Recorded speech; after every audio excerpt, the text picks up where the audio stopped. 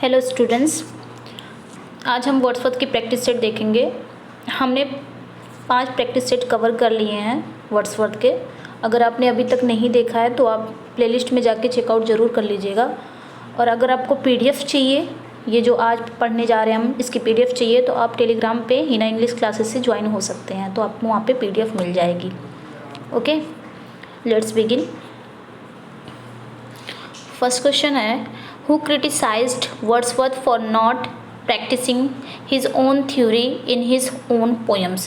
किसने क्रिटिसाइज किया था कि जो वर्ड्सवर्थ है उन्होंने अपने ही कविताओं में, अपने ही पोएम्स में अपने सिद्धांत का उन्होंने क्या किया था, अपने सिद्धांतों को अभ्यास नहीं किया था। ये किसने क्रिटिसाइज किया था कि वर्ड्सवर्थ अपने ही पोएम्स के, अपने ही सिद्धांत का अभ्यास नहीं किए थे। तो राइट आंसर यहाँ पे क्या हो जाएगा, टी.एस. इलियट ने कहा था। ये टी.एस. इलियट का क्रिटिसाइज, उन्होंने आलोचना की थी। Next, classicism is health and romanticism is disease, whose remark is this? ये किसका रिमार्क है? गोथे का है कि अर्नोल्ड या शेक्सपियर या सैमसन? तो किसका है? तो राइट आंसर क्या हो जाएगा, ये गोथे का है। ओके, काफ़ी बार आ चुका है ये। Next, Wordsworth is ever spiritualizing the moods of nature and winning from the moral consolation. Whose remark is this? ये किसका रिमार्क है यहाँ पे? तो राइट आंसर हमारा यहाँ पे क्या हो जाएगा, कैप्टन रिकेट का है। ओके, ये रिमार्क किसका है? कैप्टन रिकेट का है। Next, Wordsworth had no marked style of his own. When he seeks to have a style, he falls into pomposity and pomposity. Who said? ये किसने कहा था? ये किसका रिमार्क है? तो राइट आंसर यहाँ पे क्या हो जाएगा, मैथ्यू अर्नोल्ड का रिमार्क है ये।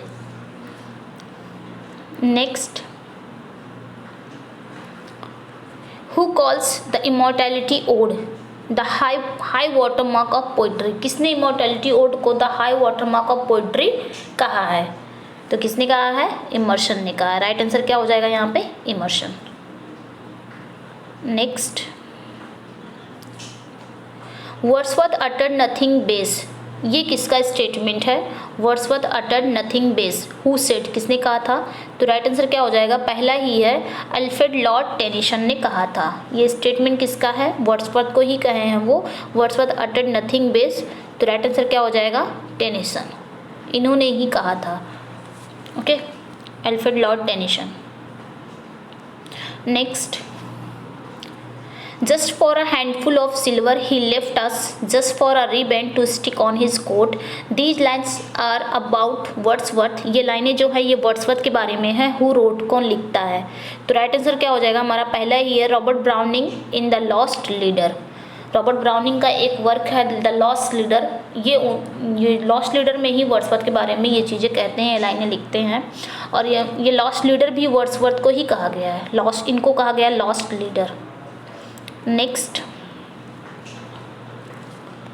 Wordsworth is not always melodious, that he is seldom graceful and only occasionally inspired. Who said? ये किसने कहा था? काफ़ी ज़्यादा स्टेटमेंट है इसमें, तो स्टेटमेंट आप इसको क्या कर लीजिएगा कि लर्न कर लीजिएगा। स्टेटमेंट जितने भी हैं ये सारे वर्ड्सवर्थ, क्योंकि वर्ड्सवर्थ की प्रैक्टिस सेट चल रही है, तो वर्ड्सवर्थ पे कौन कौन से राइटर ने कौन कौन से कमेंट किए हैं, क्रिटिकल कमेंट किया, तो इसमें है, तो आप इसको क्या कर लीजिएगा, लर्न कर लीजिएगा अच्छे से। यहाँ पे क्या है, Wordsworth is not always melodious, that he is seldom graceful and only occasionally inspired. Who said? ये किसने कहा था? तो राइट आंसर हमारा क्या हो जाएगा, विलियम जे लॉन्ग ने कहा था। ये इन्हीं का स्टेटमेंट है। Next, He is the greatest poet of nature and our literature has produced. This is the remark of Long about.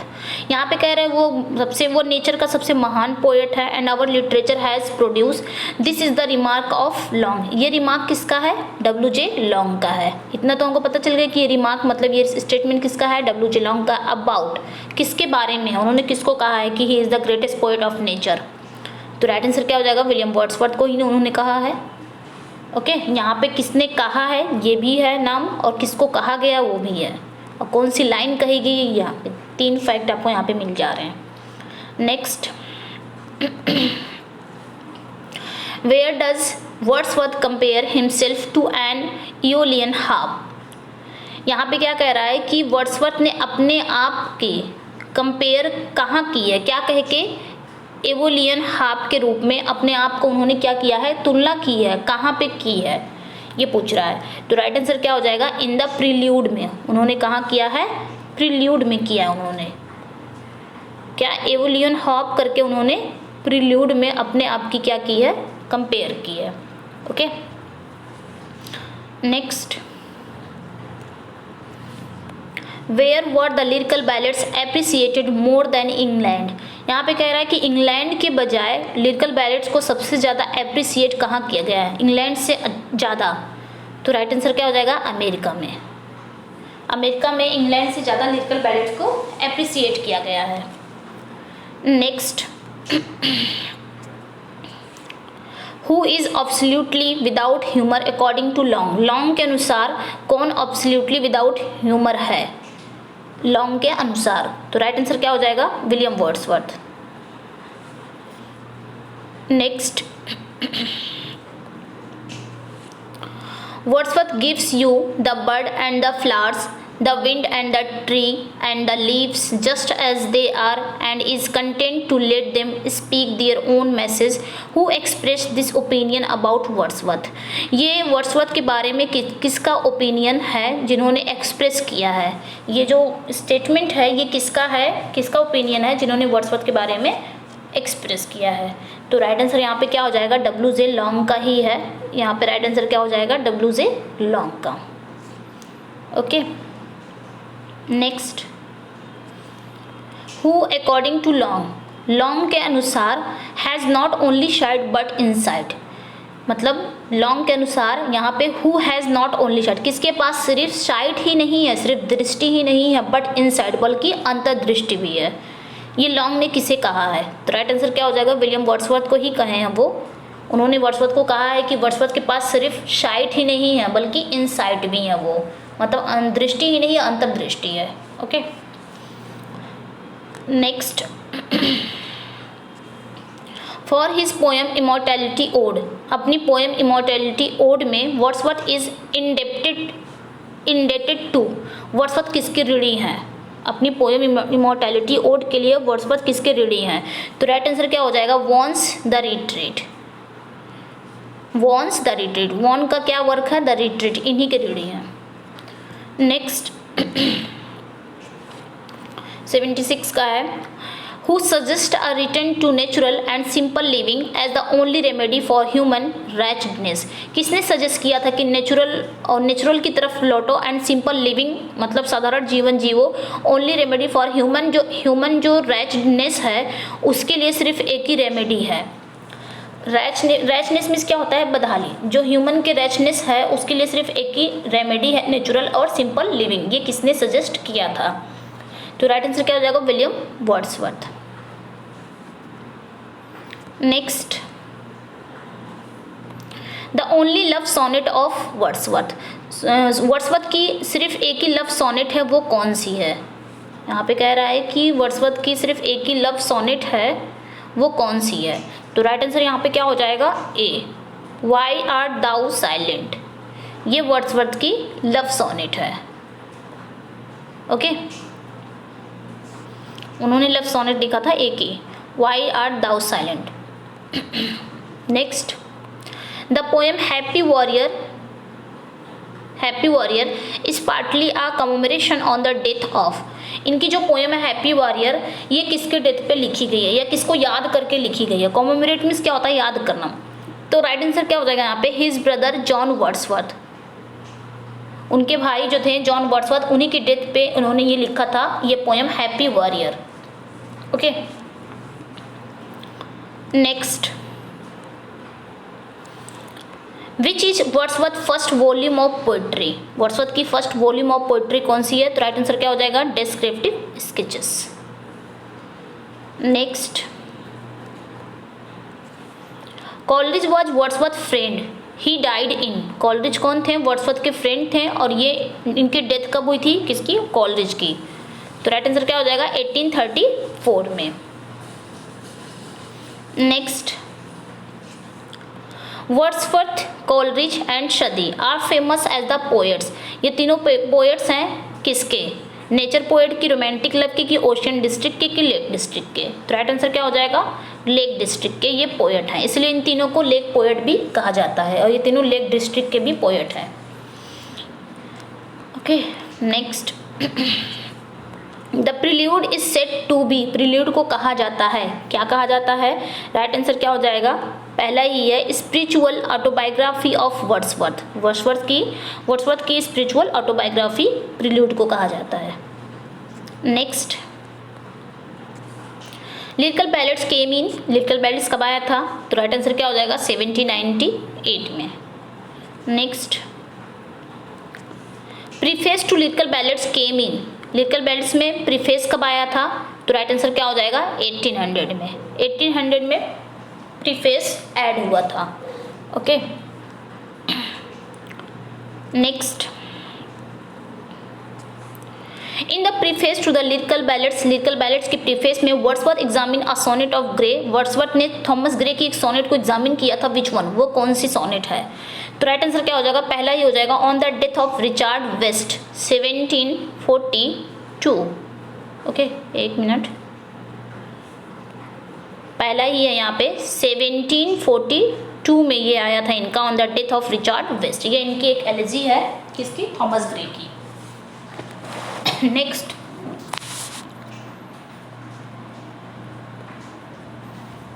A poet is a man speaking to man who said, ये किसने कहा है? A poet is a man speaking to man.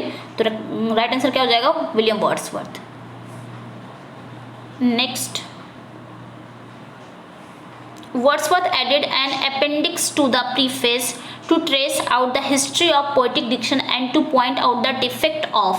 यहाँ पे कह रहा है कि वर्ड्सवर्थ ने जो अपेंडिक्स टू द प्रीफेस को ऐड किया था वो पोएटिक डिक्शन, काव्य शैली की, मतलब पोएटिक डिक्शन के हिस्ट्री को जानने के लिए, और उसके जो डिफेक्ट्स हैं, उसके जो दोष हैं, उसको पॉइंट करने के लिए उन्होंने जो अपेंडिक्स टू द प्रीफेस को जोड़ा था। कहाँ पे? तो राइट आंसर क्या हो जाएगा? किसका जोड़ा था? तो राइट आंसर क्या हो जाएगा? The new classical poetic diction. Okay, next,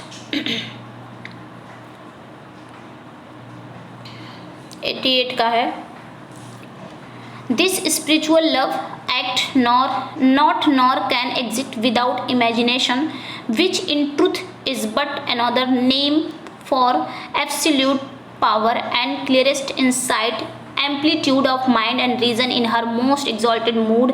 This faculty hath been the feeding source of our long labor.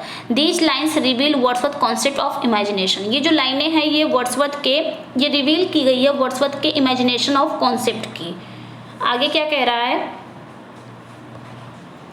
आगे कह रहा है यहाँ पे, they are the lines of the concluding book. ये लाइनें जो है, ये लाइनें कहाँ से आई हैं, किस बुक से आई हैं? तो राइट आंसर क्या हो जाएगा यहाँ पे? द प्रील्यूड, यहाँ से ये लाइनें आई हैं। Okay, next,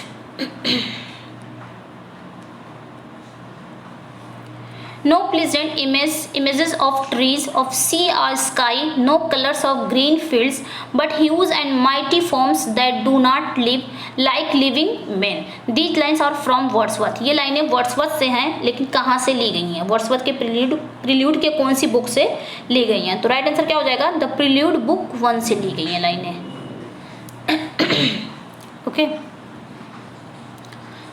next, Wordsworth lived for 50 years among the, Wordsworth ने 50 साल जो 50 ईयर्स रहे हैं कहाँ पे?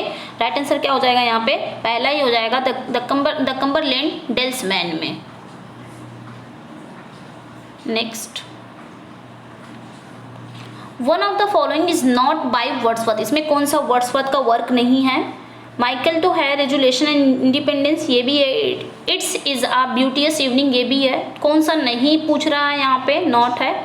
तो राइट आंसर क्या हो जाएगा? द मे क्वीन, ये नहीं है, ये वर्ड्सवर्थ का नहीं है। Next, Wordsworth publish descriptive sketches and an evening walk, यहाँ पे है एन इवनिंग वॉक, यहाँ पे क्या है? An evening walk in. ये दोनों जो इनका वर्क है ये कब पब्लिश हुआ है? तो राइट आंसर यहाँ पे क्या हो जाएगा? पहला ही हो जाएगा, February 1793, फरवरी 1793 में ये पब्लिश हुआ था। Next, Wordsworth poems mostly deal with, Wordsworth की जो पोएम है वो सबसे ज़्यादा डील कहाँ किससे करती है? तो राइट आंसर क्या हो जाएगा? हम्बल एंड रस्टिक लाइफ से। Sorry, humble and rustic life से वर्ड्सवर्थ की जो पोएम है वो डील करती है। Next, the solitary reaper was compose इन 1805, एक minute,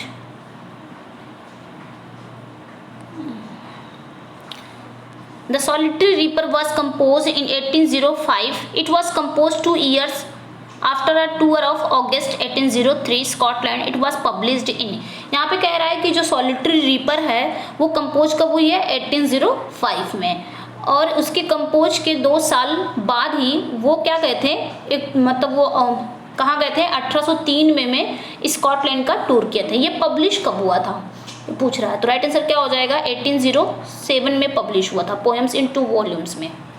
next, solitary reaper was singing इन, वो किस में गाती है? तो राइट आंसर क्या हो जाएगा? पहला ही है आपका। नेक्स्ट, टिंटन एबे इज, टिंटन एबे क्या है? एक ड्रामेटिक लिरिक है। ओके, कहीं कहीं मोनोलॉग भी कहा जाता है, लेकिन ये ड्रामेटिक लिरिक है। नेक्स्ट, एक minute, a perfect woman nobly planned to warn to comfort and command, एक जो परफेक्ट वुमेन होती है वो नॉबली प्लान्ड करती है हर चीज़ें, टू वार्न चेतावनी भी देती है, कंफर्ट आराम भी देती है, कमांड आदेश भी देती है। And it a spirit still and bright with something is an angel light, these lines are from, ये लाइनें कहाँ से ली गई हैं? तो राइट आंसर क्या हो जाएगा? वर्ड्सवर्थ का एक पोएम है, she was a phantom of delight, यहीं से ये लाइनें ली गई हैं। ये लाइनें, ये जो पोएम इनकी she was a phantom of delight, उन्होंने ये पोएम अपनी वाइफ मैरी हचिंसन के लिए लिखा था, और ये लाइनें वहीं से यहाँ से ली गई हैं। She was a phantom of delight, यहाँ से ली गई लाइनें। Next, her eyes as stars of twilight fair like twilight's too her dusky hair, these lines are from the poem, ये लाइनें पोएम से ली गई हैं। She was a phantom of delights, ये लाइनें कहाँ से ली गई हैं? She was a phantom of delights ली गई हैं। दे आर अबाउट, किसके बारे में है ये?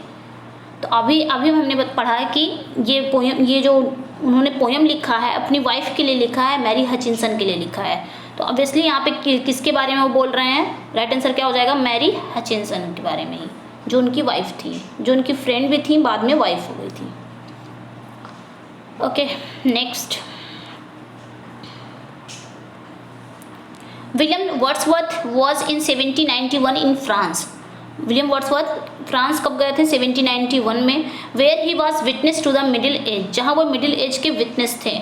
तो राइट आंसर यहाँ पे क्या हो जाएगा? द फ्रेंच रेवोल्यूशन की बात हो रही है यहाँ पे। नेक्स्ट, इसमें 70 क्वेश्चन है, हमको जल्दी जल्दी करना है। She give me eyes, she give me ears and humble cares and delicate fears, a heart, the fountain of sweet tears, and love and hope and joy, the sparrow's nest. These lines are in reference to, किसके reference में है ये लाइनें?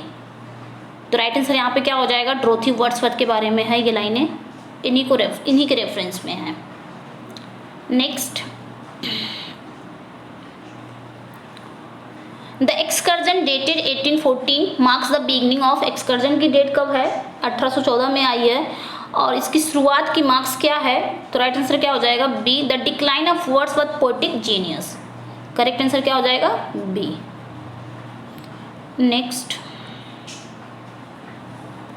This will never do, who made this comment about excursion, किसने excursion के बारे में ये कहा है? This will never do. तो राइट आंसर क्या हो जाएगा? जेफरी ने कहा है, इन्होंने ही एक्सकर्जन के बारे में क्या कहा है? This will never do. Next, in the poem she was a phantom of delight Wordsworth celebrates, अपनी poem she was a phantom of delight Wordsworth celebrate करते हैं। क्या सेलिब्रेट करते हैं? अपनी वाइफ के लिए ही लिखा था उन्होंने, मैरी हचिंसन के लिए। Next,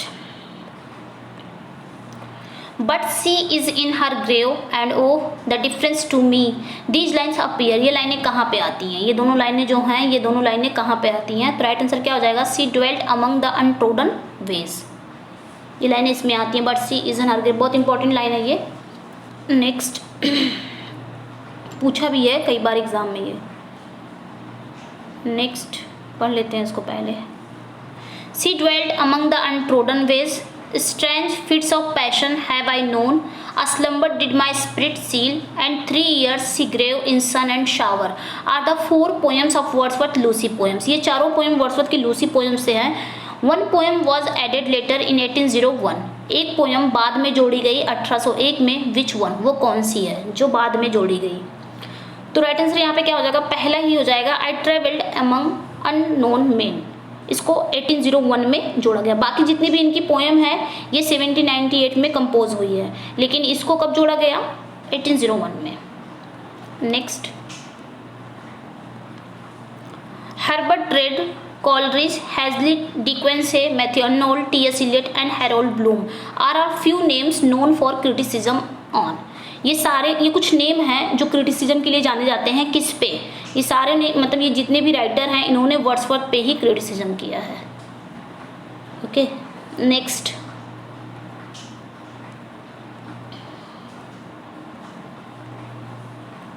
the apical poem prelude is in the 3 version 1799 prelude which is the called the 2-part prelude was compose during 1798-99। The 1805 prelude which is the 13 books, जो 1805 में प्रील्यूड आई है वो 13 बुक्स में आई है। वो discovered and printed by Ernest de Selincourt in 1926। 1926 में Ernest de सिलिंगकोट के द्वारा इसको प्रिंट किया गया। द 3rd वर्जन जो आया 1850 में आया प्रील्यूड का, जो पब्लिश तो हुआ किसके? आफ्टर। तो यहाँ पे बात कर रहा है किसके आफ्टर पब्लिश हुआ है 1850 में प्रील्यूड, तो पब्लिश आफ्टर डैश। तो राइट आंसर क्या हो जाएगा? Wordsworth death in 14 books. Wordsworth के डेथ के बाद 14 बुक्स में ये प्रील्यूड क्या हुआ है? पब्लिश हुआ है। Okay, next, to whom is Wordsworth autobiographical poem The Prelude address? Wordsworth का जो ऑटोबायोग्राफिकल पोएम है द प्रील्यूड, ये किसको एड्रेस किया गया है? तो वर्ड्सवर्थ ने किसको एड्रेस किया था? जब वर्ड्सवर्थ ने इसको लिखा था तो यहाँ पे इसका प्रील्यूड का नाम ही था अ पोएम टू कॉलरिज, यानी कि कॉलरिज को एड्रेस उन्होंने किया था। अ पोएम टू कॉलरिज, इस प्रील्यूड का उस वक्त जब वर्ड्सवर्थ ने कंपोज किया था प्रील्यूड को, तो उस वक्त उसकी टाइटल क्या थी? A poem to Coleridge. बाद में द प्रील्यूड इसका नाम पड़ा। और प्रील्यूड का सब टाइटल क्या है? ग्रोथ। आप लोग बताएंगे प्रील्यूड का सब टाइटल क्या है? Name the poem from which the following, ये क्या है? 1 minute.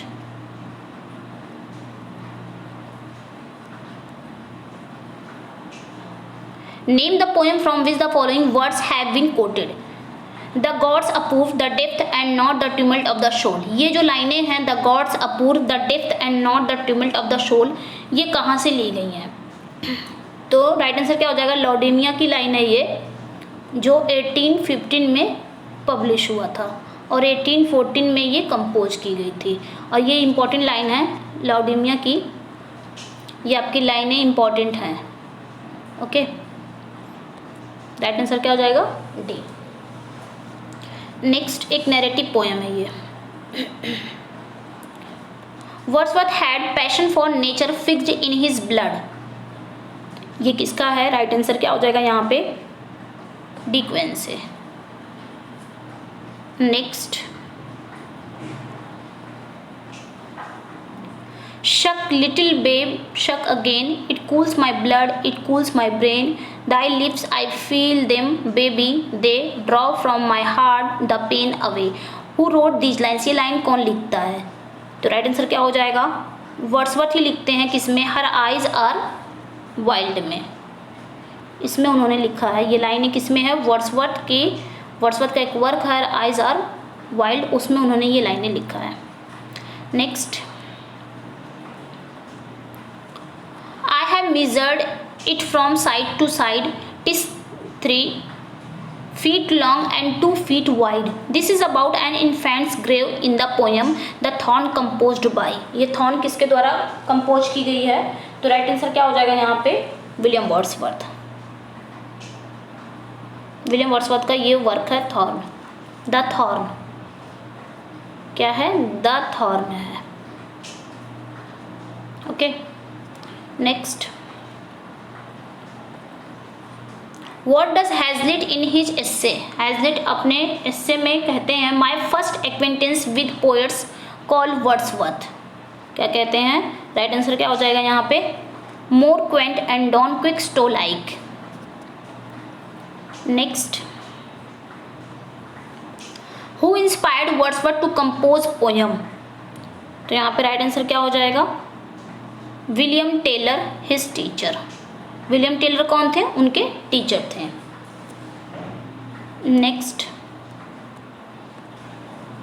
When was famous preface added to lyrical ballads? तो लिरिकल बैलेड्स में प्रीफेस कब जोड़ा गया था? तो राइट आंसर क्या हो जाएगा? 1800 में, सेकेंड एडिशन में। ओके, लिरिकल बैलेड्स कब आया था? 1798 में फर्स्ट एडिशन है।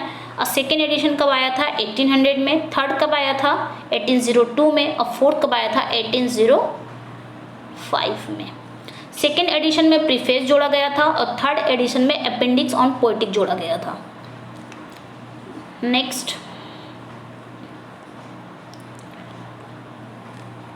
When was appendix on poetic diction? यहाँ पे क्वेश्चन आ भी गया है। When was appendix on poetic diction added to lyrical ballads? appendix on poetic diction ये lyrical ballads में कब ऐड किए गए थे? तो राइट आंसर क्या हो जाएगा? 1802 थर्ड एडिशन में जोड़े गए थे। सेकेंड एडिशन में प्रीफेस जोड़ा गया था, थर्ड एडिशन में appendix on poetic diction जोड़ा गया था, ऐड किया गया था। Next, who is Mary Hutchinson? Mary Hutchinson कौन है? Wife to Coleridge. Wife of Coleridge है कि वाइफ ऑफ सैली है कि वाइफ ऑफ डिकन्स है कि वाइफ ऑफ वर्ड्सवर्थ है? तो राइट आंसर क्या हो जाएगा? वाइफ ऑफ वर्ड्सवर्थ है। मैरी हचिंसन कौन थी? विलियम वर्ड्सवर्थ की वाइफ थी। Next, Keats coined a phrase. Keats ने एक फ्रेज को क्वाइन किया था, कहाँ? एक लेटर में, इन अ लेटर में किया था 27 अक्टूबर 1818। उन्होंने कब किया था एक फ्रेज? एक लेटर में 27 अक्टूबर 1818 में। Describe Wordsworth distinctive genius. उन्होंने वर्ड्सवर्थ को डिस्क्राइब भी किया था। वो फ्रेज क्या है? तो राइट आंसर क्या हो जाएगा? इगोटिस्टिक सबलाइम। यहाँ पे बोला जाता है इगोटिस्टिकल सबलाइम। ओके, ये किट्स ने ये फ्रेज को क्वाइन किया था कहाँ पे? एक लेटर में। कब? 27 अक्टूबर 1818 में। किसके लिए? वर्ड्सवर्थ के लिए। Next, who calls duty as the stern daughter of the voice of God? किसने ड्यूटी को stern daughter of the voice of God कहा है? तो करेक्ट आंसर क्या हो जाएगा? विलियम वर्ड्सवर्थ ने कहा है। Next, classicism is dash and romanticism is dash. यहाँ पे क्या फिल होगा? Classicism is dash and romanticism. तो classicism is health, romanticism is disease. ये किसका स्टेटमेंट है? अभी आया था, गॉथे का है। तो राइट आंसर यहाँ पे क्या हो जाएगा? करेक्ट आंसर पहला ही है। Next, for Wordsworth a poet is. क्या है वर्ड्सवर्थ अ पोएट इज? तो राइट आंसर क्या हो जाएगा? A man speaking to man. Correct answer आपका C. Next, Byron wrote the preface of Don Juan as a rebuke to Wordsworth's own introduction to। तो correct answer यहाँ पे क्या हो जाएगा? The Thorn। नेक्स्ट, एक मिनट इसको छोटा करते हैं।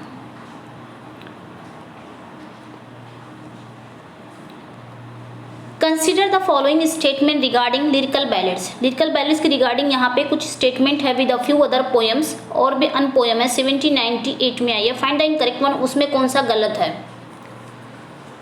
पहला देख लेते हैं। Lyrical ballads with a few other poems 1798 is Wordsworth and Coleridge collection of poems with advertisement, Wordsworth contributed 19 poems and Royal College contributed 40 poems, 4 poems.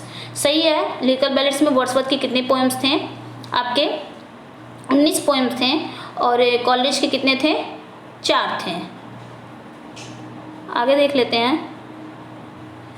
Lyrical ballads begins with Coleridge, the rhyme of the ancient mariner, and ends the Wordsworth lines written a few miles above Tintern Abbey. Lyrical ballads शुरू किससे होता है? College की poem से होता है, the rhyme of the ancient mariner, और ख़त्म किससे होता है? वर्ड्सवर्थ की poem lines written a few miles above Tintern Abbey. ये भी सही है. It came out in 1798. First edition आया था 1798 में, सेकेंड आया था 1800 में, थर्ड आया था 1802 में, फोर्थ आया था 1805 में. तो ये भी आपका सही है. यहाँ पे इनकरेक्ट पूछा था. फोर्थ क्या कह रहा है? Preface to lyrical ballads came out in the first edition. ये गलत हो गया क्योंकि प्रीफेस टू लिरिकल बैलेट्स 1800 में आया था. तो यहाँ पे हमारा गलत पूछा, तो राइट आंसर क्या हो जाएगा? Only 4. Okay, next. Scorn not the sonnet is Wordsworth sonnet. ये जो सोनेट है स्कॉन नॉट द सोनेट, ये वर्ड्सवर्थ की सोनेट है और ये पब्लिश कब हुई है? 1827 1827 में. He asked the critic not to scorn the sonnet. उन्होंने क्रिटिक से कहा था कि वो इस सोनेट से स्कॉन न करे. स्कॉन मीन्स क्या होता है? घृणा करना, नफरत करना. Shakespeare has revealed his personal feeling through the sonnet. इसी सोनेट से शेक्सपियर ने अपनी पर्सनल फीलिंग को क्या कर दिया था? रिवील कर दिया था. वहीं पे पेट्रार्क ने क्या किया था? Express his disappointment in love for Laura through the sonnet. Petrarch में अपनी बिलव्ड लौरा के लिए उन्होंने अपनी जो निराशाजनक है उसको भी क्या कर दिया था? इसी सोनेट के थ्रू उन्होंने एक्सप्रेस कर दिया था. He also mention some great figures who take sonnet as a forceful medium of expression. Find out the figure mention in the sonnet. उस फिगर का नाम बताओ कौन कौन से सोनेट में जो लोग मेंशन है. तो यहाँ पे देख लेते हैं. पहला सही है, टैशू है, केमोन्स है, डांटे है, शेक्सपियर एंड मिल्टन. तो यहाँ पे राइट आंसर क्या हो जाएगा? डी. सभी हैं इसमें. Next. Mr. Wordsworth's genius is a pure emanation of the spirit of the age. Had he lived in any other period of the world, he would never have been heard of. This is a quote from the spirit of the age. Mr. Wordsworth are contemporary portraits by. तो right answer यहाँ पे क्या हो जाएगा? William Hazlitt. Next. काफ़ी लंबा है ये तो. It is compose during 1797. ये कंपोज की गई थी 1796-97 के बीच में एंड पब्लिश्ड इन 1842 और 1842 में ये पब्लिश हुआ था. The terror of the French revolution is the subject of this play. इस प्ले का सब्जेक्ट क्या है? Terror of the French revolution. The play connects to the period. ये प्ले उस समय कनेक्ट करता है उस पीरियड को that Wordsworth spend in the lawless state of France during revolution. आगे क्या कह रहा है? Marmaduke is then leader of the borderers. Marmaduke कौन था? बॉर्डरेस का लीडर था. The borderers is a band. वो एक बैंड है. Lord Herbert considers this band to be outlaws. The band act a sort of arbitrary law keeping force. आगे देख लेते हैं. Marmaduke is in love of Ardinia, but Lord Herbert does not like this match. Oswald convinced Marmaduke that Lord Herbert is not a true father of Ardinia. यहाँ पे कह रहा है this is the reference of. ये किसका reference दे रहा है यहाँ पे? तो राइट आंसर यहाँ पे क्या हो जाएगा? बी ही हो जाएगा. वर्ड्सवर्थ का पोएटिक प्ले एक है द बॉर्डरेस, ये उसी का रेफरेंस इसमें है. ये जो मार्मेड्यूक है ये कैरेक्टर है. आर्डिनिया ये उसी के कैरेक्टर है. Okay, next.